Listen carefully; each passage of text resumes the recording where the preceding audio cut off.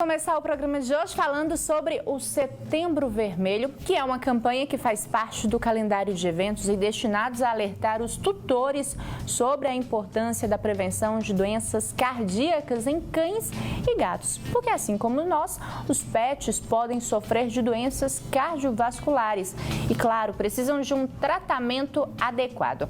Ao vivo eu estou recebendo a médica veterinária, a doutora Camila Giunco. Falei certo? Isso, tá certinho. Doutora, boa tarde, seja bem-vinda. Boa tarde, é um prazer estar aqui com vocês.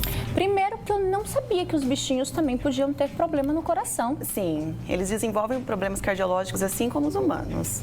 E como é que eu devo ficar atento ali com o meu bichinho, com o meu gato, com o meu cachorro? Somente gato e cachorro ou outros animais também podem desenvolver? Qualquer espécie pode desenvolver problemas cardiológicos, né? E a gente aproveita, né, setembro, que é o Setembro Vermelho, porque dia 29 de setembro é o dia do Mundial do Coração, né?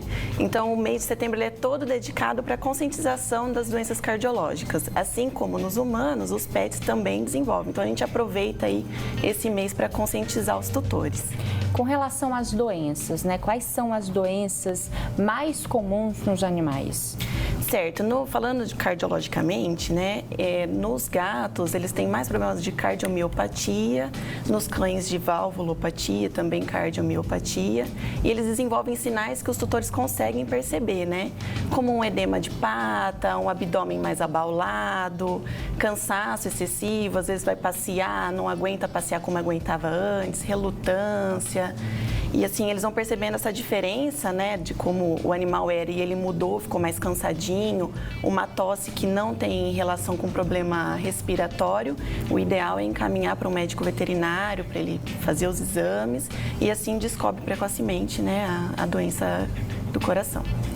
Qual bicho tem mais facilidade ou tendência a ter a doença, o gato ou o cachorro? Todos podem ter, todos são susceptíveis a ter essas doenças cardiológicas. Falando de tamanho, porque às vezes, né, os cachorros maiores, eles têm uma facilidade, eles contraem a doença com mais facilidade, ou também isso não tem nada a ver, o porte do cachorro pode ser grande ou pode ser pequeno, tanto faz? Tanto faz, o porte ele não vai falar se ele vai ter mais doença cardiológica ou não. Tem algumas raças, né, que são predispostas, como o Poodle, o Lhasa, o Shih Tzu, o Boxer, mas qualquer espécie, qualquer animal, ele está predisposto a ter uma doença cardiológica. É genético? Sim, ela tem caráter genético, né? Ou pode ser também adquirida. E como é que eu consigo identificar, diagnosticar ali o meu animal que pode ter aí uma doença do coração?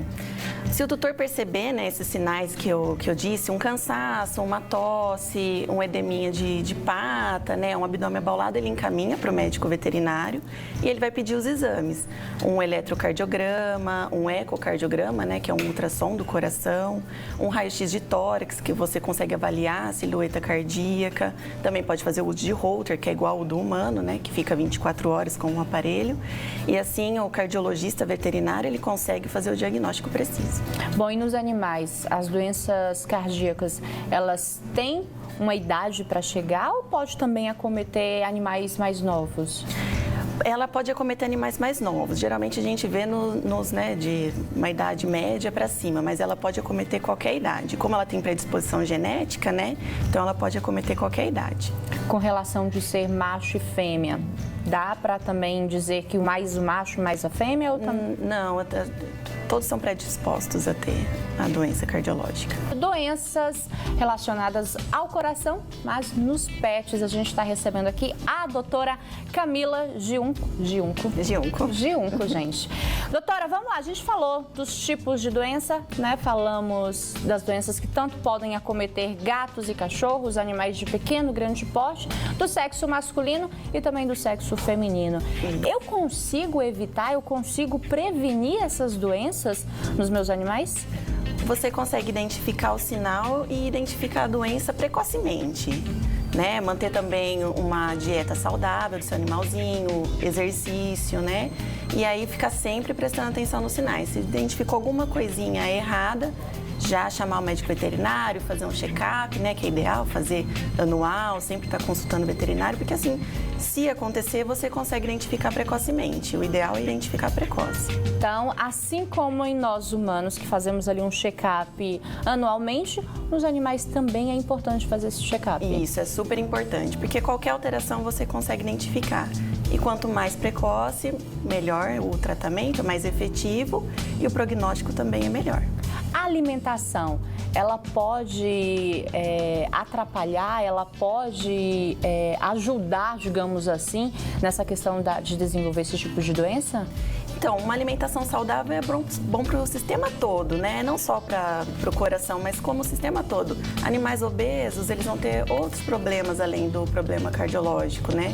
Então, a alimentação saudável é bom para todos os sistemas, não só para o coração. Manter ele sempre ali no peso ideal, controlar, né, o fornecimento da ração, seguir, né, você pode dar um petisco ou não. O ideal é sempre manter ele saudável, né? Porque ele não desenvolve problemas cardiológicos e nem outros problemas. Aquelas rações que costumam ter óleo, não sei se seria bem óleo, né? Mas elas costumam ser mais pastosas, às vezes vem em sachê ou em lata.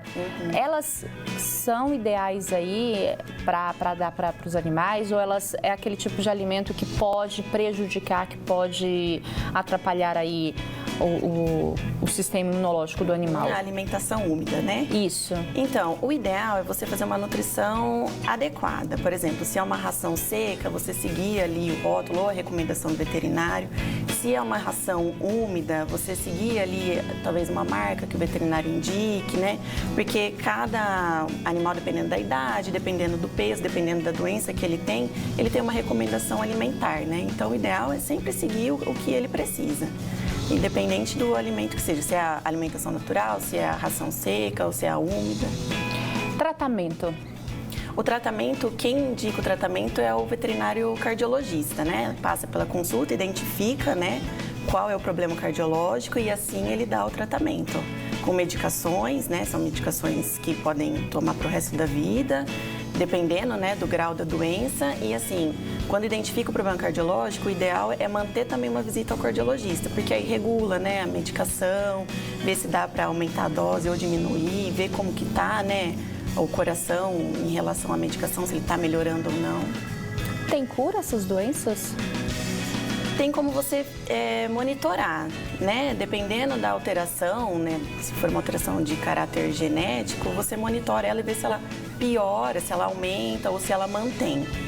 E aí é sempre bom, por isso que é bom ficar observando, né, os sinais clínicos, levar ao veterinário, fazer o check-up, porque assim você consegue controlar. Se ele já tem o problema, você consegue controlar ele. Sempre bom levar no médico veterinário, só fazer as consultas, tudo certinho? Sim, e se atentar aos sinais. Doutora, obrigada pela participação da senhora aqui. Obrigada a você. Uma boa tarde para a senhora, tá?